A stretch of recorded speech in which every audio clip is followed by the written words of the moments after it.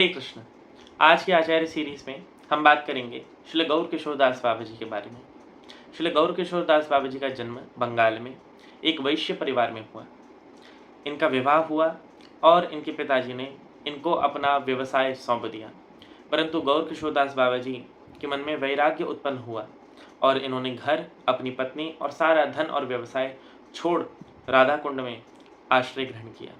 राधा कुंड में आए और इन्होंने अद्वैताचार्य की परंपरा में दीक्षा ग्रहण करी। श्री गौर किशोरदास बाबा जी यहीं पर बाबा जी वेश धारण करके राधा कुंड में भजन करने लगे। इन्होंने अपना पूरा जीवन भजन में बिता दिया और जब इनकी उम्र बहुत बढ़ गई थी, बहुत ज़्यादा हो गई थी, तब इन्होंने सोचा कि अब मुझे नवद्वीप में जाके श्रीमंत चैतन्य महाप्रभु के जन्म स्थान पर जाके भजन करना चाहिए। अतः इन्होंने ऐसा ही किया। यहाँ आने के बाद श्रील भक्तिविनोद ठाकुर, जो कि समकालीन महापुरुष थे, उनके साथ इनकी मैत्री बढ़ी। बाद में भक्तिविनोद ठाकुर ने गौर किशोरदास बाबा जी से ही बाबा जी वेश धारण किया और गौर किशोरदास बाबा जी भक्तिविनोद ठाकुर को अपना शिक्षा गुरु मानते थे और इसी कारणवश भक्तिविनोद ठाकुर ने अपने पुत्र बिमला प्रसाद दत्त को आज्ञा करी कि वह गौर किशोरदास बाबा जी से ही दीक्षा ले। परंतु गौर किशोरदास बाबा जी सरलता से दीक्षा नहीं देते थे और इसी कारणवश उनके अनेक शिष्य नहीं थे। परंतु जब बिमला प्रसाद दत्त उनके पास गए तो गौर किशोरदास बाबा जी ने बोला कि मैं महाप्रभु से पूछे बताऊंगा कि तुम्हें दीक्षा देनी है या नहीं देनी। इस प्रकार गौर किशोरदास बाबा जी बिमला प्रसाद दत्त को टालते रहे और एक दिन बिमला प्रसाद दत्त जब अपनी दीक्षा के लिए पुनः पूछने आए और गौर किशोरदास बाबा जी ने पुनः मना कर दिया, तो बिमला प्रसाद दत्त ने कहा कि हे गुरुवर, जब आप ही मुझे अपनाएंगे नहीं, जब आप ही मुझे शरण नहीं देंगे तो मेरे जीने का क्या प्रयोजन है, अतः मैं आत्महत्या कर देता हूँ। गौर किशोरदास बाबा जी ने उनकी गुरुनिष्ठा देखी और प्रसन्न हो गए। तब उनसे स्नान करके आने को कहा और तब उन्हें हरिनाम और गोपाल मंत्र की दीक्षा प्रदान करी। श्री गौर किशोरदास बाबा जी वैसे तो अगर सरल भाषा में कहे तो गवार थे, उनको लिखना पढ़ना भी नहीं आता था। उन्होंने बड़ी मुश्किल से एक ही चीज़ लिखनी सीखी थी, वो था हरे कृष्ण महामंत्र बंगाली भाषा में। और हरे कृष्ण महामंत्र को लिखकर श्री गौर किशोरदास बाबा जी उसी महामंत्र की नाम प्रभु की पूजा करते थे, अर्चना करते थे। अन्य उनके पास विग्रह भी नहीं थे। कई बार तो श्री गौर किशोरदास बाबा जी कपड़े की माला बना के उस पर हरिनाम जप करते थे। जब उनको धनी लोभी सेठ आके सताने लगे, बार बार याचना के नाम पर उनको माया का प्रलोभन देने लगे, तब गौर किशोरदास बाबा जी ने ठाना कि वे छुप कर भजन करेंगे, परंतु कहीं ना कहीं से लोग उनको ढूंढ ही लेते थे। तब श्री गौर किशोरदास बाबा जी एक सरकारी शौचालय में अपने आप को बंद करके भजन करने लगे, परंतु वहां पे भी लोग आ जाते थे। अतः गौर किशोरदास बाबा जी ने कुछ पैसे इकट्ठे किए और एक वैश्या को वो पैसे दिए और उस वैश्या के कमरे में बैठकर गौर किशोरदास बाबा जी भजन करने लगे, जिस वजह से गौर किशोरदास बाबा जी की मानहानि हुई।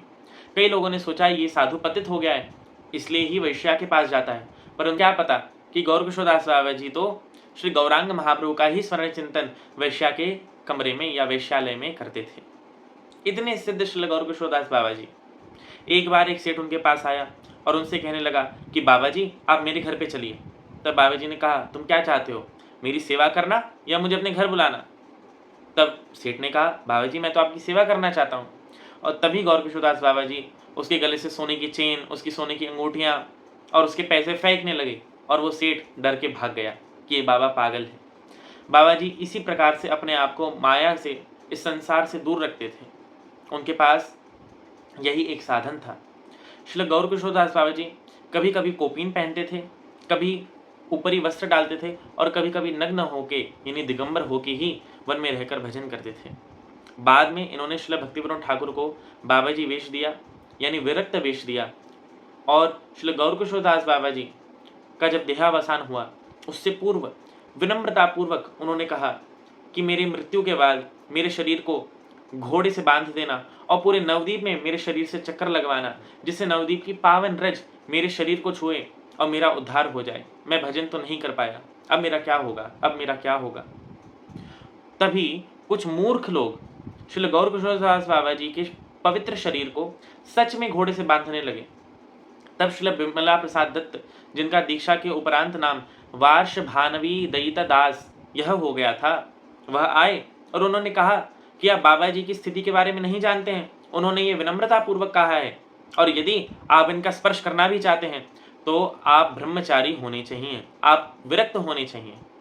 बताइए, किसने पूरे 1 वर्ष से स्त्री का स्पर्श नहीं किया? कोई आगे नहीं आया। किसने 1 माह से स्त्री का स्पर्श नहीं किया? कोई आगे नहीं आया। 1 हफ्ते से स्त्री का स्पर्श नहीं किया? कोई नहीं आया। 1 दिन से स्त्री का स्पर्श नहीं किया? तब भी कोई नहीं आया। तब वार्षभानवी देवी दयितदास ने श्री गौर किशोरदास बाबा जी को, अपने गुरु महाराज के उस पावन देह को अपने सर पर उठाकर पूरे नवद्वीप की परिक्रमा करी और फिर उनको समाधि दी। इस प्रकार नाम निष्ठ श्री गौर किशोरदास बाबा जी की प्रकट लीला समाप्त हुई। हरे कृष्ण।